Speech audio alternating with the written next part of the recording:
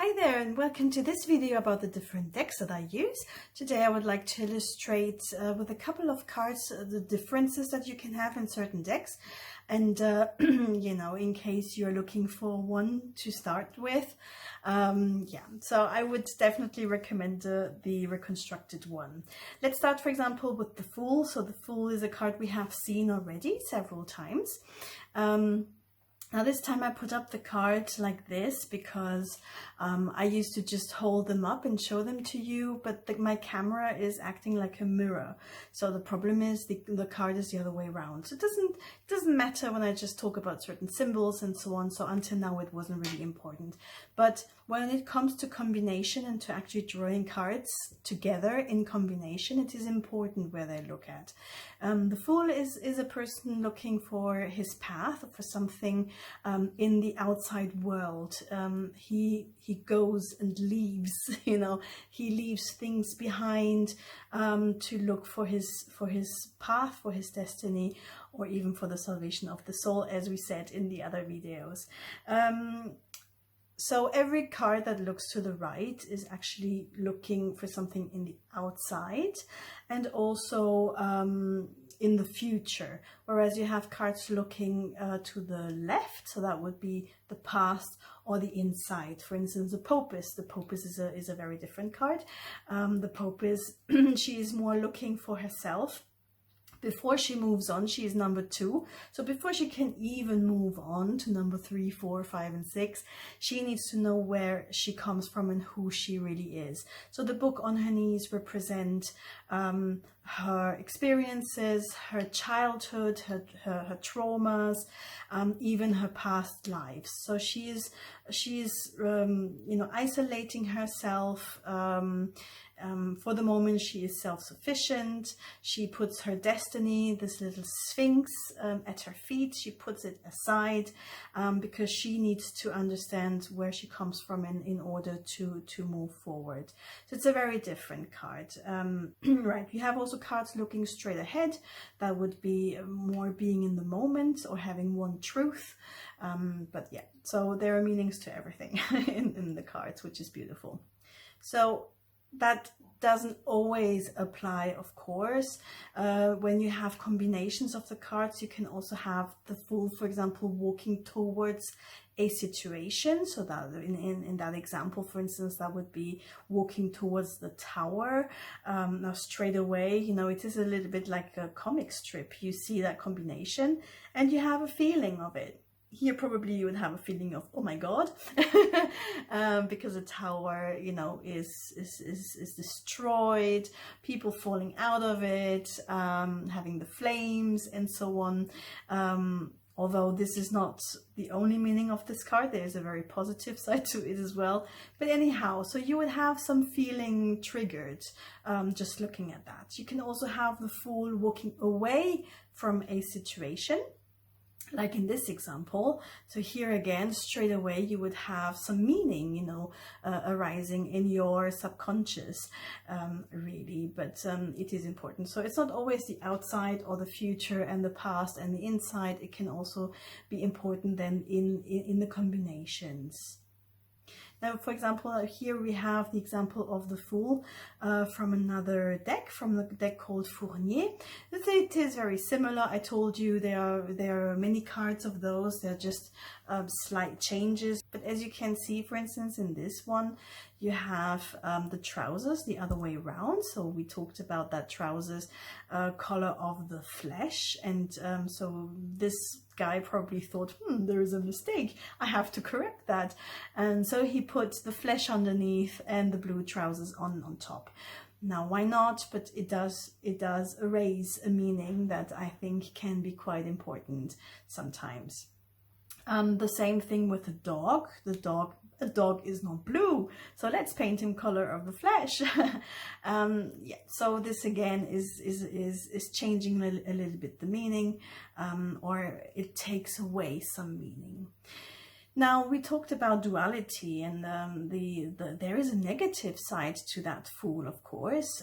It is in his name as well, the Fool. It can represent the person walking and not knowing where to, so someone getting lost.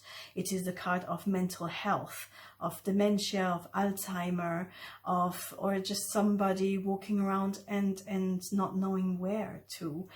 You have that helmet that covers his ears on the positive side. You know, he's doing his own path without being influenced by society, by dogmas and so on. But he can also just be closed-minded and not listen to anything, to any advice or so. So those are also meanings to the Fool. And they are important, and they do pop up sometimes. Now here I show you an example of the 8 Coins Tattoo Tarot, which is a beautiful deck, and I love it. So I'm not here really to talk badly about any deck. So every deck I have, I love it. I love it, and I use it, but I use it for myself, because when I see the Fool, I have all those meanings unfolding in my head because I know the cards. But I wouldn't use them when I draw cards for someone else, because when I talk about a meaning, I need the meaning to be visible on the card. It has to be depicted somehow for the person to actually absorb that meaning. So this deck was created by a woman who was an architect and completely changed her life and became a tattoo artist. So that's really an interesting story, and she explains, of course, in the book that she wrote with the cards, how this process was for her, and that she drew a card every now and then to draw it. She drew basically the meaning of that card that made sense for her at that moment of her life change. So they are tainted by certain experiences. So it is, you know, really interesting to go through that path with her and to understand it. It is really interesting. But then here we have a Fool that is not looking outside. She has her eyes blindfolded. So for her, the meaning was, you know, you have to take risks. Just go, just do it, you know. You have to take risks. Sometimes the risks are represented by the snake here. Fair enough, you know, it's a beautiful meaning, but you don't have here all the other sides of the Fool, which is maybe getting lost or moving forward. She's kind of on hold here. She's kind of enjoying the moment, I would say. So it is a little bit different. It is beautiful. It is art. It is an interesting life story that you can follow. It's a little bit like a book that you read about this woman, like a biography. However, it doesn't serve me when I draw the cards for someone.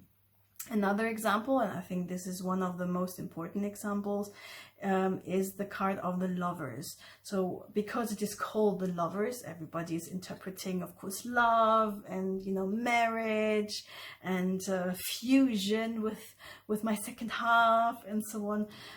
Fair enough, the Fool is a card that represents marriage. It is a card that represents family reunion. It can also be just a meeting, you know, just gathering of people to discuss something. It represents the Gemini, you know, who wants to experience everything, doesn't want to leave out anything, does it very superficially though, but, you know, cannot stop moving around. So it would also, for example, mean an unfaithful partner, woman or man. So those kind of things. But most importantly, the number 6, the Lovers, is a card that represents a choice. It is a crossroad. So this guy is torn between an old structure. So you have that old woman, or not so old, but elderly woman that has her hand on his shoulder, shoulders and one hand on his purse, because the old structure, the way that I constructed my life, and you know, the securities I kind of put around me have served me for so many years. It has given me comfort, security, and maybe even prosperity. But on the other hand, you have that pregnant woman, that young woman, that's something new, and he cannot decide. His body goes towards the new one, but his eyes just still look at the old structure. So he has difficulties to decide. Do I jump? Do I risk? You know, do I go for something I don't really know? Do I jump off the cliff, you know, not knowing what is coming? Whereas I have something that has served me for, I don't know, maybe 40 years, that I'm not happy with anymore. But on the other hand, I know, you know, it is familiar, it is secure in some point. So this choice is very important in the number 6. You will find it in the minors as well. And then but many decks have just, you know, used the beautiful side of that card because of the name, the lovers. And for example, in this deck from the Tarot of Masterberg, there is no choice. The choice is made. So they took out one of the meanings, which is probably positive one, but there is no duality for me in this card, even though it is very nicely drawn and the cards are very nice texture, and you know, they're all artworks, but here the meaning is very different. There is no old structure, there's a priest instead marrying them, so it is very, very different. And that, of course, is a problem to me. Here again, we have another deck from the Vision Quest deck,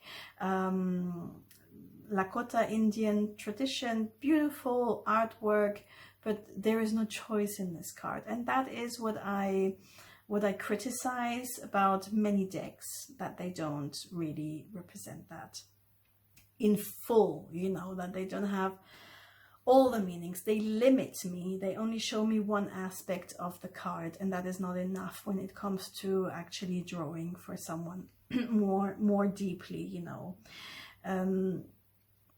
Now you will probably know the Rider-Waite deck. That is the one that most of you will find very easily in libraries or even online.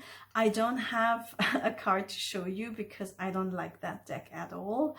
I don't like the kind of drawing. I don't like, just in general, the symbolism, and I don't find the meanings in it as I need them, or you know, of course, every deck has their own language a little bit, but it's not mine. So basically, I don't use that. I can't show it either.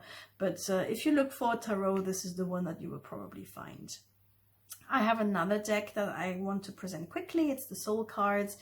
Sorry for the picture. It's difficult to make a photo of these cards because they are shiny. So the lights, you know, it's just very difficult to take a picture of the full card without having a brighter side and a darker side. This kind of deck is, for me, very easy to use because it does not represent anything. Basically, they're very simplified, you know, lines and circles. So they don't limit me. They really just trigger that number, and I have the entire meaning unfolding in my head. So that works very well for me. It is, though, very difficult to use with a person who comes for a drawing, because obviously there is nothing for that person to grab on. There is no impression that this person, no feelings that can emerge from such drawing, because they're just symbols. However, it is a beautiful deck and I really love it and I use it quite a lot, but not with you. I will definitely use to illustrate the different drawings with you. I will definitely use the reconstructed one. Right, so I hope you enjoyed that video. Please thumbs up if you did, and see you in the next video about the minors and the majors. All right then, bye bye, have a good evening.